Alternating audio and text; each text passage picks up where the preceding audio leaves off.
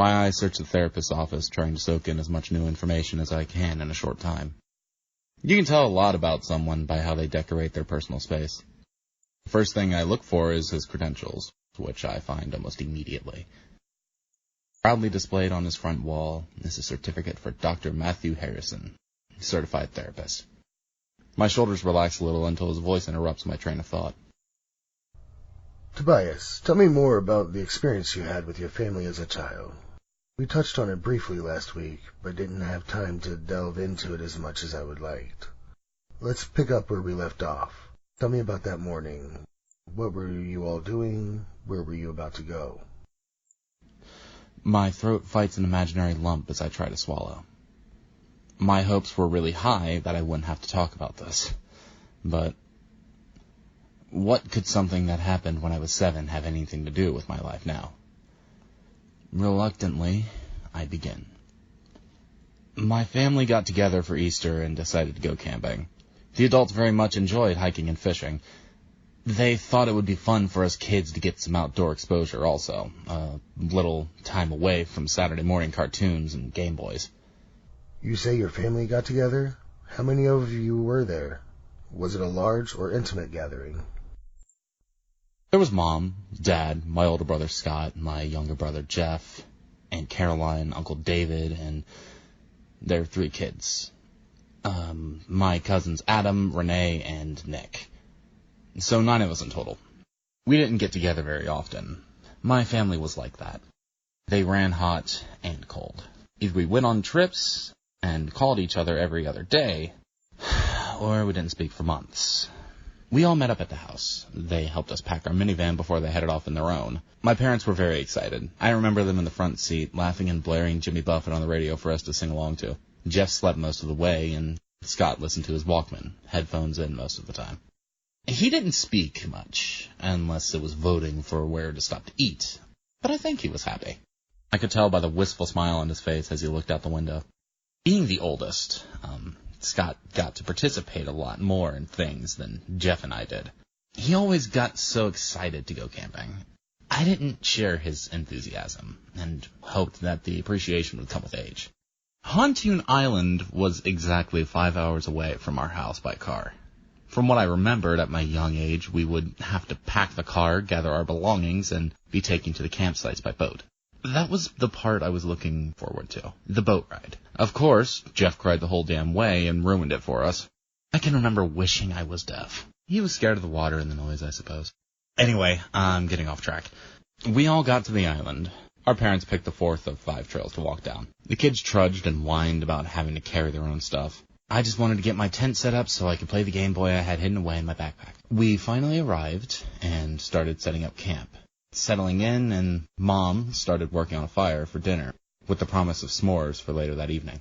The sun was still high enough in the air to give light, but low enough to provide a cool atmosphere to play in. The woods were still and peaceful.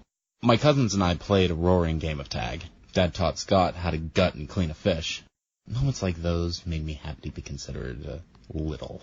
He could go ahead and have that privilege. I was happy to run and get my hands dirty with, well, dirt and not fish guts. The s'mores were delicious, and soon the adults were shooing us kids off to our tents for bed. We were split into 2 groups. Renee, Jeff, and I were in one tent. Scott, Nick, and Adam, who were all older, in the other. My parents, aunt, and uncle headed in a couple of hours and many rounds of Super Mario 2 later. The night breeze through the deadened fire felt amazing, and soon I was asleep. I was startled awake by a rustling to the left of our tent. Jolting upright, I looked to the rest of the tent. Jeff and Renee were in a deep sleep, blissfully unaware of any noise. It didn't sound like footsteps at all, more like a scurrying. I had seen enough scary movies and cartoons to know that all kinds of animals live in the woods, and lots of them would harm you if given provocation. I switched on the power to my Game Boy for light. My eyes took a moment to calibrate to the contrast of the light against the pitch black, but I finally saw it. Right outside of the tent was a gnarled, almost humanoid silhouette of what looked like an Easter bunny. Doc, I can't. This feels stupid. A fucking Easter bunny? Well, Tobias, is that what you saw? Are you intentionally telling this tale right now, knowing it's untrue? No, not at all. It sounds crazy, but that's what I saw. It was about a little over 5.5 feet tall, and it definitely had 2 pointed bunny ears. There was no mistaking that whatsoever. I can remember digging my nails into my palms, fist balled, trying not to cry or make noise. Finally, in one swoop, I lifted the side of the tent and poked my head out from underneath. There was nothing there. Passing it off as some sort of waking nightmare, I laid back down and squeezed my eyes shut. 2 minutes later, I heard it again. On the other side of the tent this time. The figure was right outside, next to where Renee soundly slept. It stood there for a few moments, then retreated. 10 minutes later, I heard the noise again. It came back, next to my side of the tent this time. My breath caught in my throat, and I slowly leaned forward, my hand pressing through the fabric of the tent. It wasn't long at all until something pressed back, shoving my hand. It knocked me off my feet and onto Jeff, who started crying immediately. The figure ran off through the woods. The next morning at breakfast, I told everyone what had happened to us the night before. My tiny voice demanded to know if the other kids pulled a practical joke. My mom and dad smiled and shook their heads. My Aunt Charlotte wrapped me in a hug and assured me my cousins wouldn't do something like that to scare us little ones. I hate it when she called me that. Little one. The funny thing is, now I'm a foot taller than her, if not more. No one believed me, and we went back home the next day. The Easter Bunny didn't visit me that final night, but I still didn't get a wink of sleep, wedged between Mom and Dad for security. The boat ride was exciting for a whole different reason that day.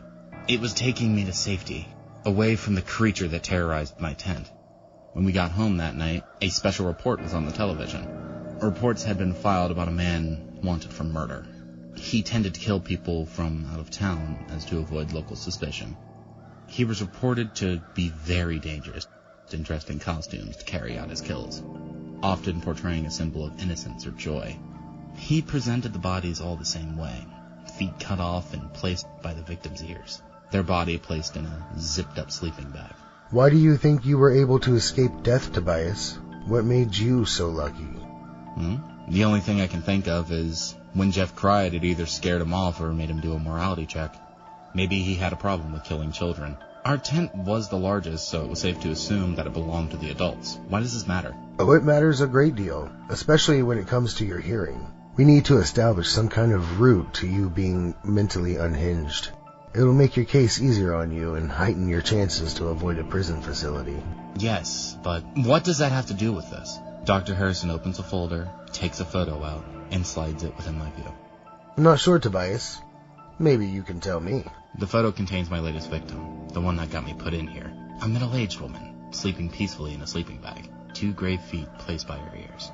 At least one good thing came from all of this. Now, I love to go camping. Hontoon Island was written by BunnyBO3 on Reddit.com and was narrated by So Soothing Voice. Featuring Minkus Thormine.